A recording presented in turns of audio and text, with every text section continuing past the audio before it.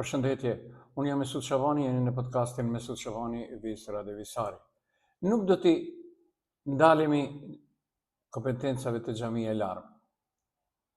Xhamia e Larme dhe gjithë zona rreth saj është pjesë e trashëgimisë kulturore e mbrojtur.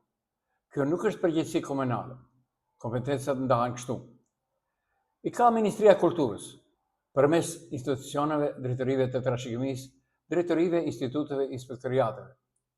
Dhe ka fjalën e fundit për çdo ndërhyrje. Inspektoriati i trashëgimisë kontrollon nëse punimet janë të lejuara apo jo. Çfarë detyre ka komuna?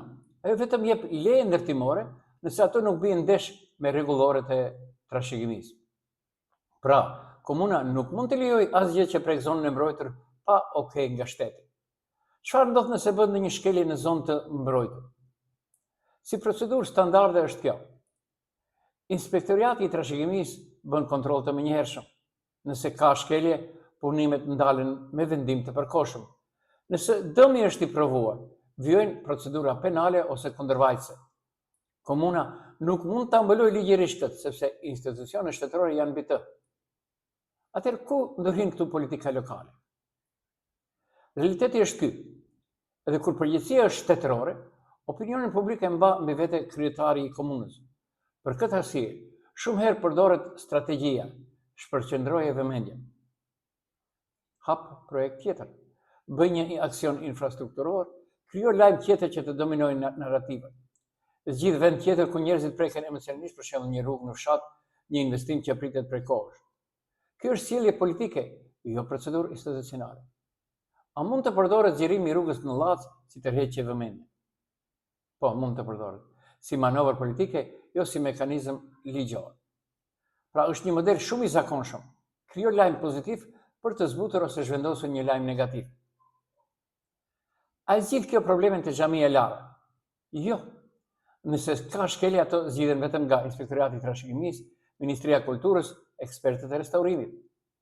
Asnjë projekt tjetër në komunë nuk i shuan detyrimet ligjore. Si reagojnë atëherë zakonisht komunat kur shpërthejnë debate pranë këtyre monumenteve? Ka 3 lëvizje. E para është heshtje dhe pritje. Shpesh pushteti lokal pret që diskutimi të shuhet vetë. Logjika publike lodhet shpejt dhe lajmi nuk zgjat më shumë se 48 deri në 72 orë në qarkullim. Zhvendosja e fokusit, përdoret një projekt tjetër, rrugë, kanalizim, trotuar, shesh, rregullim ndriçimi. Kjo është manovër mediatike, jo ligjore. Atëherë, a do të funksionojë kontrolli zyrtar? Kush mund të ndalojë më njëherë një ndërhyrje të një monumenti? Inspektorati i Trashëgimisë Kulturore ka kompetencë të futet në terren pa lajmërim dhe të ndalojë çdo punë më njëherë.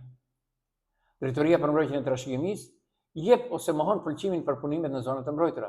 Dhe 3, policia në rast të ndërhyrjeve të paligjshme. Nëse inspektorati jep vendim ndalimi dhe ai nuk zbatohet, policia detyrohet të ndërhyjë.